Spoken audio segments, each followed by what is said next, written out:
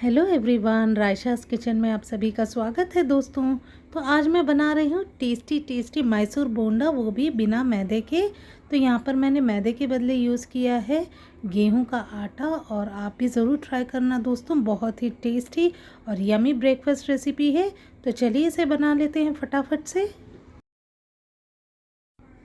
तो ले लेंगे हम यहाँ पर एक मिक्सिंग बोल, और उसमें मैं डाल रही हूँ यहाँ पर 2 कप गेहूं का आटा, और उसी के साथ यहाँ पर डालेंगे 2 बड़े चम्मच यहाँ पर हम चावल का आटा, और साथ ही साथ स्वाद अनुसार नमक। और मैंने यहाँ पर लिया है 1/4 टेबलस्पून के करीब जीरा। और सारी चीज़ों को एक बार हम अच्छी तरीके से यहाँ पर मिक्स कर लेंगे। और उसके बाद मैं इसमें ऐड कर लूँगी 2 टेबलस्पून दही, और दही भी हम अच्छी तरीके से इसके साथ मिक्स कर लेंगे। और साथ ही साथ मैं यहाँ पर डाल लूँगी पानी। तो पानी थोड़ा थोड़ा करके डाल के हम यहाँ पर एक थिक सा बैटर बना के तैयार कर लेंगे। तो थोड़ा थोड़ा पानी डालकर हम मिक्स करेंगे तो ये ज़्यादा ठीक रहेगा, क्योंकि एक साथ डाल लेंगे तो फिर बैटर का जो कंसिस्टेंसी है वो ख़राब भी हो सकता है। तो इस तरीके से मैं यहाँ पर थोड़ा थोड़ा पानी ऐड करके इसका परफेक्ट बैटर बना रही हूँ दोस्तों। तो देखिए इस तरीके से इसको हमको अच्छे से बीट करना है। इससे क्या होता है, बैटर फ्लफ़ी हो जाता है। अब इसमें 2 बड़े चम्मच यहाँ पर मैंने ऑयल ऐड किया है, और ऑयल डालने के बाद भी हम इसको अच्छे तरीके से एक बार बीट कर लेंगे। तो जितना आप इसको अच्छे से बीट करेंगे दोस्तों, तो बहुत ही बढ़िया यहाँ पर मैसूर बोंडा बनके तैयार होता है। तो यहाँ पर मैंने बैटर को लगभग 1 मिनट तक अच्छे से बीट कर लिया है दोस्तों, और इसको हम अब अच्छी तरीके से इकट्ठा कर लेंगे, और 1 घंटे के लिए हम इसको ढक के रख लेंगे। तो देखिए इस तरीके की कंसिस्टेंसी होनी चाहिए बैटर की। तो अब मैं इसको ढक के 1 घंटे के लिए रख रही हूँ दोस्तों, और 1 घंटा हो चुका है यहाँ पर। इसके बाद मैं इसमें डाल रही हूँ बारीक कटा हुआ कड़ी पत्ता, और बारीक कटा हुआ अदरक के टुकड़े, और मैंने यहाँ पर बारीक कटा हुआ हरी मिर्च डाल लिया है। 1/4 टीस्पून मैंने यहाँ पर डाला है बेकिंग सोडा, और सारी चीज़ों को दोबारा हम एक बार अच्छे से मिक्स कर लेंगे। तो देखिए कंसिस्टेंसी बिल्कुल परफेक्ट बनके तैयार हो चुकी है, और बैटर बिल्कुल तैयार है यहाँ पर व्हीट फ्लावर मैसूर बोंडा बनाने के लिए।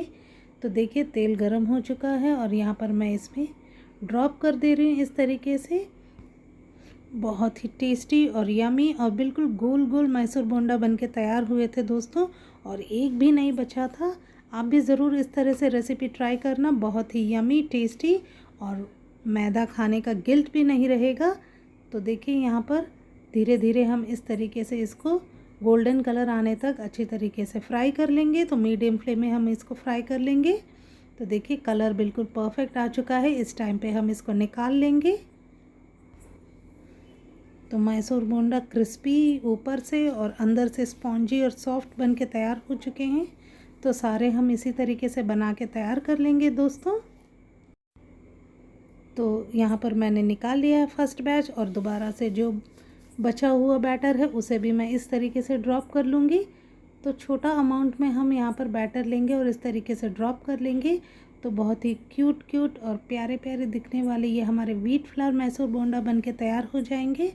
और देखिए दोस्तों यहाँ पर इस तरीके से हम बना लेंगे, तो हम मॉर्निंग ब्रेकफास्ट में हो या इवनिंग स्नैक में हम किसी टाइम पे भी इसको सर्व कर सकते हैं गर्मा गर्म बना के। तो यहाँ पर बिल्कुल बन के सारे यहाँ पर मैसूर बोंडा तैयार हो चुके हैं। तो मैंने इसको सर्व किया था यहाँ पर टमाटर और हरी मिर्च की चटनी के साथ। तो पीनट की चटनी के साथ भी हम इसको सर्व कर सकते हैं, या फिर हम इडली के लिए जो भी चटनी बनाते हैं उसके साथ भी हम इसको सर्व कर सकते हैं। बहुत ही बढ़िया लगते हैं खाने में। तो देखिए दोस्तों यहाँ पर हमारा ब्रेकफास्ट बन के तैयार हो चुका है व्हीट फ्लावर मैसूर बोंडा। बहुत ही डिलीशियस बने थे। आप भी ज़रूर ट्राई करना, और रेसिपी कैसी लगी मुझे कमेंट करके ज़रूर बताना। रायशास किचन को लाइक शेयर सब्सक्राइब ज़रूर करना दोस्तों। मिलती हूँ अगले रेसिपी के साथ, तब तक के लिए बाय।